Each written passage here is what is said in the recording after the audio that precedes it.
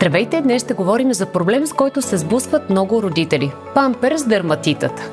Доцент Маркова, здравейте! Какво го причинява и как протича? Памперс дерматитът е другото много често състояние при кърмачета и малки деца, което е свързано с раздразване на бебешката кожа от повишената влажност и топлина в зоната на бебешките пелени, както и понякога се предизвиква от различни гелове на различните марки. Вторично се наслагва микробна инфекция, което води до значимо зачервяване на кожата и нейното раздразване, значим дискомфорт на самото бебе и неговите родители. А какво съветвате родителите при тези ситуации?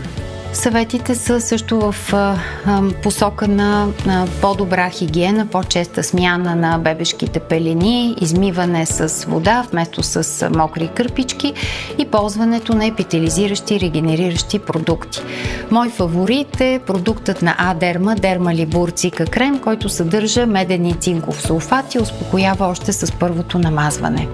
С вас сме си говорили, че той е подходящ и за раздразнение около устата. Един наистина универсален продукт, който може да разреши този често срещан проблем. Благодаря ви, доцент Маркова. И аз благодаря.